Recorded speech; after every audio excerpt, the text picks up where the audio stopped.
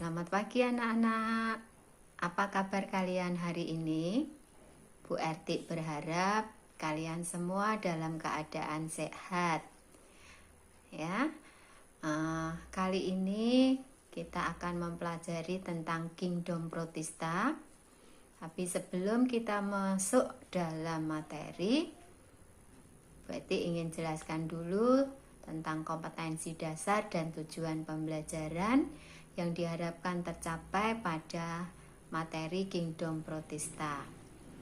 Kompetensi dasar 3.5 menerapkan prinsip klasifikasi untuk menggolongkan protista berdasarkan ciri-ciri umum kelas dan perannya dalam kehidupan melalui pengamatan secara teliti dan sistematik. 4.5 merencanakan dan melaksanakan pengamatan tentang ciri-ciri dan peranan protista dalam kehidupan dan menyajikan hasil pengamatan dalam bentuk model, karta ataupun gambar. Tujuan pembelajaran. Setelah mengikuti proses pembelajaran, peserta didik diharapkan dapat 1. Mendeskripsikan ciri-ciri umum protista berdasarkan pengamatan. 2. Menjelaskan dasar pengelompokan organisme protista mirip jamur, mirip tumbuhan, dan mirip hewan. 3. Menjelaskan cara-cara perkembangbiakan organisme protista. 4. Mengidentifikasi protista yang menguntungkan, merugikan bagi kehidupan manusia.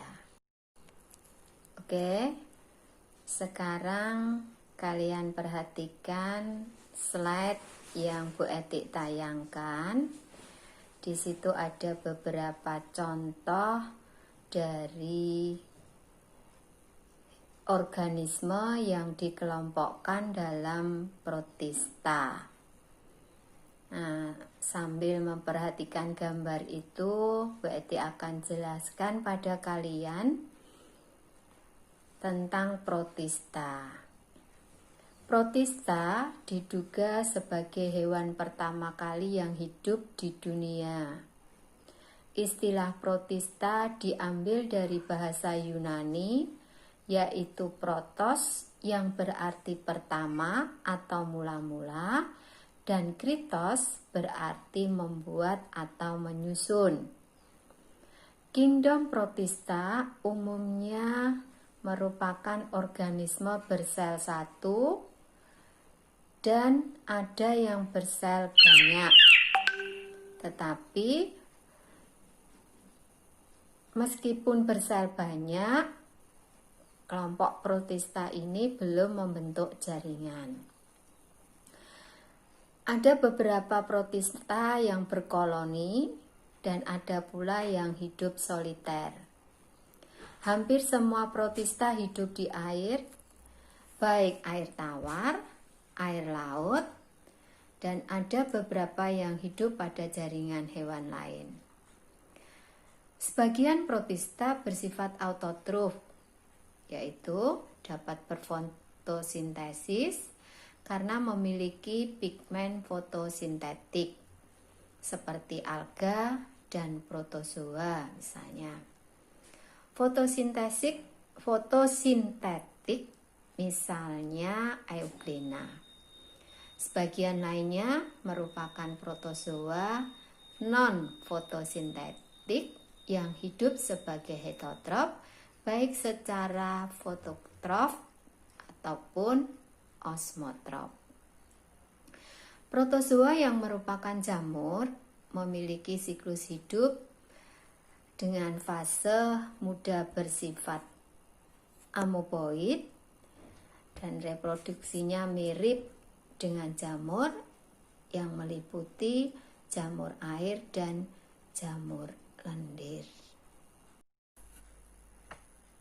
Oke, berikutnya kita akan mempelajari tentang ciri-ciri dari Kingdom Protista. Yang pertama, protista merupakan organisme eukariotik, yaitu organisme yang sudah memiliki membran inti. Bentuk tubuh beragam, seperti yang sudah Bu Eti tayangkan tadi. Ada beberapa contoh dari kelompok protista yang menunjukkan bentuk tubuhnya beragam. Protista merupakan organisme bersel satu atau yang disebut dengan uniseluler, dan ada yang bersel banyak atau yang disebut dengan multiseluler tanpa membentuk jaringan terspesialisasi atau yang belum memiliki sistem jaringan yang jelas. Protista hidup bebas berkoloni atau soliter, dan ada beberapa yang simbiosis. Beberapa juga memiliki alat gerak sederhana yang nanti akan kita kenal dengan istilah flagel ataupun silia. Kelompok protista ada yang mempunyai pigmen warna. Contohnya nanti adalah kelompok alga. Kita mengenal beberapa kelas alga yang dikelompokkan berdasarkan pigmennya. Berikutnya, ciri dari protista adalah dapat bergerak aktif seperti hewan dan berklorofil seperti tumbuhan, serta mempunyai siklus hidup dan reproduksi mirip jamur, di mana ciri-ciri ini nanti yang dipakai untuk mengklasifikasikan protista mirip hewan, protista mirip tumbuhan, dan protista mirip jamur. Untuk reproduksi protista itu sendiri dapat bereproduksi secara aseksual dan ada juga yang seksual. Berikutnya kita akan mempelajari klasifikasi protista berdasarkan cara memperoleh makanan, yang dikelompokkan atau digolongkan dalam 1. Protista autotrof. Protista kelompok ini merupakan organisme berklorofil sehingga mampu berfotosintesis. Contohnya adalah alga, meliputi filum Euglenophyta, Chrysophyta, Phaeophyta, dan Phaeophyta. Kelompok berikutnya adalah protista heterotrof. Merupakan organisme protista yang memperoleh makanannya dengan cara fagositosis. Contoh, protozoa meliputi filum Mastigophora, Sarcodina, Ciliopora, dan Sporozoa. Kelompok terakhir adalah protista yang mencerna makanan di luar sel atau ekstraseluler, dan kemudian menyerap hasilnya yang berupa sari-sari makanan. Contoh, jamur lendir. Oke, berikutnya kita akan mempelajari klasifikasi protista. Klasifikasi dari protista dikelompokkan menjadi 3, yaitu kelompok protista mirip hewan, kelompok protista mirip tumbuhan, dan kelompok protista mirip jamur. Protista mirip hewan dikelompokkan berdasarkan alat geraknya. Klasifikasinya yaitu kelas flagellata, bergerak dengan menggunakan flagel. Ciliata, bergerak dengan menggunakan silia atau sering disebut dengan bulu getar. Rhizopoda bergerak dengan menggunakan kaki semu, yaitu dengan menjulurkan bagian tubuhnya. Sedangkan klasifikasi sporozoa itu merupakan kelompok protista mirip hewan yang tidak mempunyai alat gerak. Klasifikasi berikutnya adalah protista mirip tumbuhan yang dikelompokkan berdasarkan pigmennya. Kelas Euglenophyta dikelompokkan karena memiliki pigmen klorofil dan karotin. Kelas Chlorophyta dikelompokkan berdasarkan pigmen klorofil dan xanthofil. Kelas Chrysophyta dikelompokkan berdasarkan pigmen klorofil dan karotin.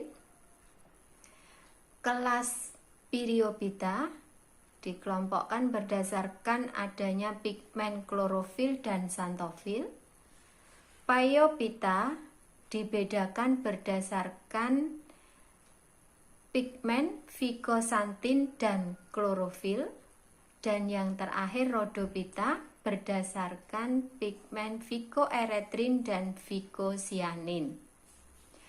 Untuk kelompok protista mirip jamur hanya dibedakan menjadi dua kelas, yaitu Mycomycota dan Oomycota. Oke, di penghujung pertemuan kita kali ini, seperti biasa, Bu Eti akan memberikan tugas individu yang nanti harus kalian kerjakan dan dikumpulkan tepat pada waktunya. Di habis pertemuan kita, kalian berikutnya mengerjakan tugas dan mengirim tugas itu ke email Bu Erti yang nanti akan Bu Erti tayangkan. Apa tugas individu kalian pada pertemuan kita kali ini? Yang pertama, sebutkan nama organel A dan B yang ada di slide Bu Eti. Yang kedua, sebutkan masing-masing jumlah selnya. Dan yang terakhir, sebutkan kelompok protista organisme di atas berdasarkan ciri yang dimiliki. Oke, selesai. Kita bertemu kembali pada pertemuan berikutnya. Jangan lupa jaga kesehatan kalian dan kita akan bertemu dalam keadaan sehat. Selamat siang.